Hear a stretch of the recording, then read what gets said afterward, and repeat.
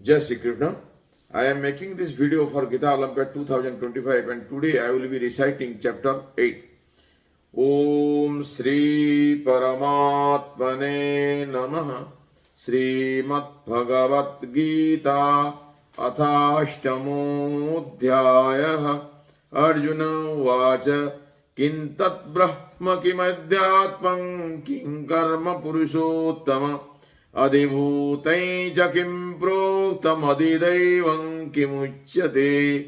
अधियज्ञः कथं कोत्र देहेऽस्मिन् मधुसूदन प्रयाणकाले च कथञ्ज्ञेयोऽसि निहतात्मभिः श्रीभगवानुवाच अक्षरं ब्रह्म परमं स्वभावोऽध्यात्ममुच्यते भूतभावोद्भवकरो विसर्गः कर्म संज्ञितः अधिभूतङ्क्षरो भावः पुरुषश्चाधिदैवतम् अधियज्ञोऽहमेवात्र देहे देहभृतं वर अन्तकाले च मामेव स्मरन् मुक्त्वा कलेवरम् यप्रयाति समद्भावै याति नास्त्यत्र संशयः यञ्यो वापि स्मरन् भावं त्यजत्यन्ते कलेवरम्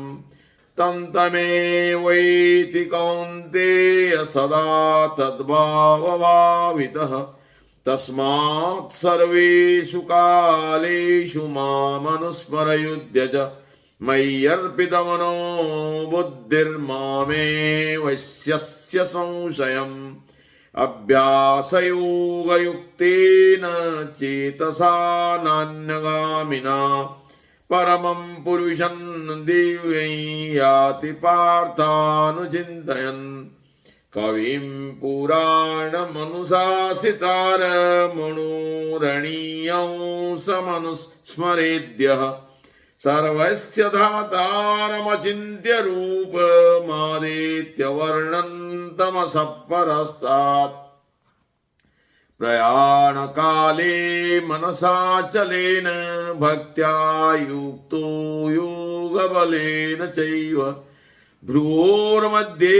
प्राणमावेश्य सम्यक् सतं परं पुरुषमुपैति दिव्यम्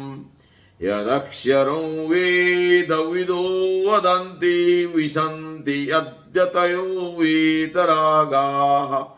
यदिच्छन्तो ब्रह्मचर्यै चरन्ति तत्ते पदं सङ्ग्रहेण प्रवक्ष्ये सर्वद्वाराणि संयम्य मनोहृदि निरुध्य च मूर्ध्न्यादायात्मनः प्राणमास्थितो योगधारणाम् ओमित्येकाक्षरं ब्रह्म व्याहरन् मामनुस्मरन् यप्रयाति देयं स याति परमां गतिम् अनन्यचेताः सततं यो मां स्मरति नित्यशः तस्याहं सुलभः पार्थ नित्ययुक्तस्य योगिनः मामुपेत्य पुनर्जन्म दुःखालयमशाश्वतम् नाप्नुवन्ति मात्मानः संसिद्धिं परमां गताः आब्रह्मभुवनान् लोकाः पुनरावर्तिनोऽर्जुन मामुपेत्य तु कौन्तेय पुनर्जन्म न विद्यते सहस्रैव पर्यन्तमहर्यत् ब्रह्मणो विदुः रात्र्यैव सहस्रान्तान्ते रात्रविदो जनाः अव्यक्ताद्व्यक्तयः सर्वा प्रभवन्त्यहरागमे रात्र्यागमे प्रलीयन्ते तत्रैवाव्यक्तसंज्ञके भूतग्रामस्यैवायं भूत्वा प्रलीयते रात्र्यागमे वसः पार्थ प्रगत्यहरागमे परस्तस्मात्तु भावोऽन्यो व्यक्तो व्यक्तात् सनातनः यस्य सर्वेषु भूतेषु नश्यत्सु न विनश्यति अव्यक्तोऽक्षर इत्युक्तस्तमाहुः परमां गतिम् यं प्राप्य न निवर्तन्ते तद्धाम परमं मम पुरुषः स परः पार्थभक्त्या लभ्यस्त्वनन्यया अस्यान्तस्थानि भूतानि येन सर्वमिदं ततं यत्र काले त्वनावृत्तिमावृत्यै चैव योगिनः प्रयाता यान्ति तं कालं वक्ष्यामि भरतर्षभ अग्निर्ज्योतिरः शुक्लषण्मासा उत्तरायणम् तत्र प्रयाता गच्छन्ति ब्रह्मविदो जनाः धूमो रात्रिस्तथा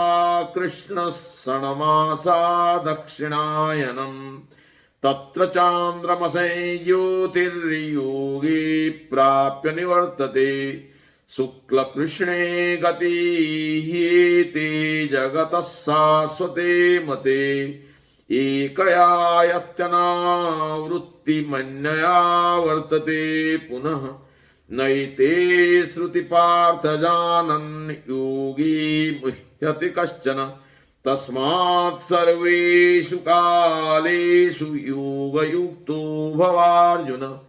वेदेषु यज्ञेषु तपस्सु चैव दानेषु यत् पुण्यफलं प्रदिष्टम् अत्येति तत्सर्वमिदं विदित्वा योगी परं स्थानमुपैति चाद्यम् ॐ तत्सदिति श्रीमद्भगवद्गीतासु उपनिषत्सु ब्रह्मविद्यायां योगशास्त्रे श्रीकृष्णार्जुनसंवादे अक्षरब्रह्मयोगो नाम अष्टमोऽध्यायः। ॐ श्रीकृष्णार्पणमस्तु।